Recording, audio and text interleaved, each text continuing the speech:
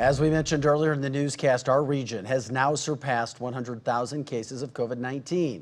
Hospital admissions continue to rise, and so does the number of patients in ICU and those on ventilators. So tonight, we are hoping to get answers to some of your questions. We are joined now live by Dr. Alex Garza, the head of the St. Louis Metropolitan Pandemic Task Force.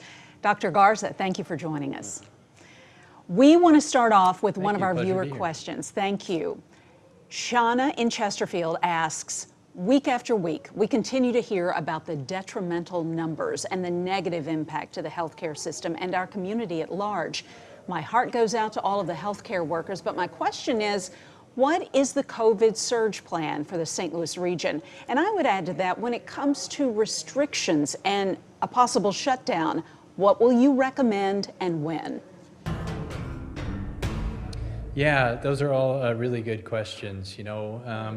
The challenge with being in the St. Louis area is, as you know, we have multiple jurisdictions that we have to coordinate across. And so, as far as the surge plan goes, each individual jurisdiction sort of has their own plans that they work on. So us trying to coordinate across multiple different areas is sometimes a little bit challenging. So anyway, the things, though, that we need to be considering, and I wouldn't say even just across our region, but across the state, things like a mandatory mask policy.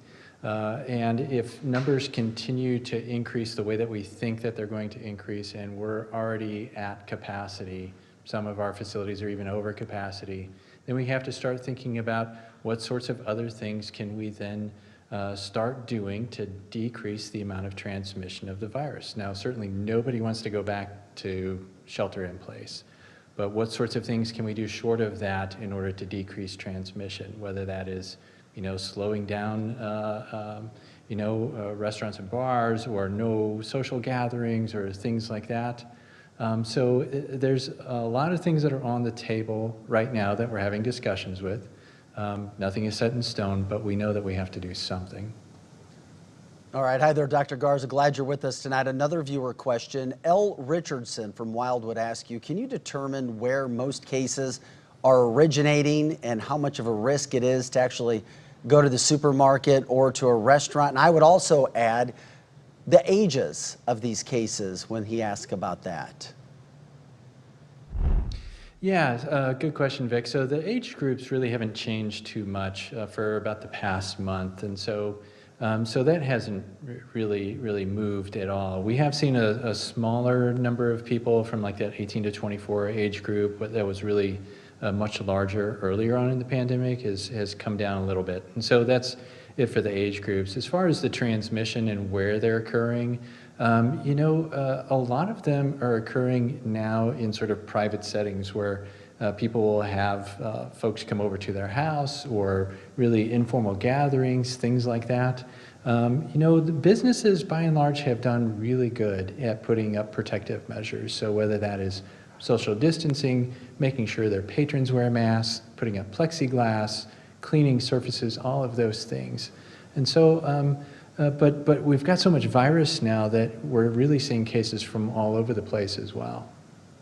And with Thanksgiving approaching, many people are likely having to make some really tough decisions about these family gatherings. We have one viewer from St. Louis asking, is it safe to visit a new grandchild out of state?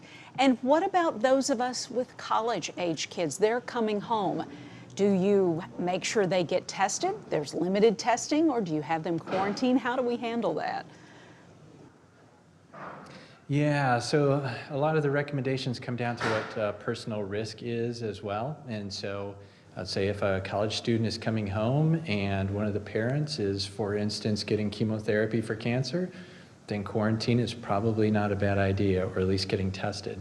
One thing that I do want to put out about testing, though, and that is testing is only good from the moment that you get the sample, meaning that you could test negative today, be exposed tomorrow, and become positive the day after that. And so there's no sort of magic to testing. Yeah, it does help out a little bit with understanding sort of where you are right at that moment, but it's certainly not foolproof either. So what I would say is everybody has to take a look at their own degree of risk and then act accordingly. Dr. Alex Garza. I know multiple people. We appreciate No, your you're time good, tonight. Vic. Thank you so much. Thank you for being with us. That'll do it for Fox 2 News at 5.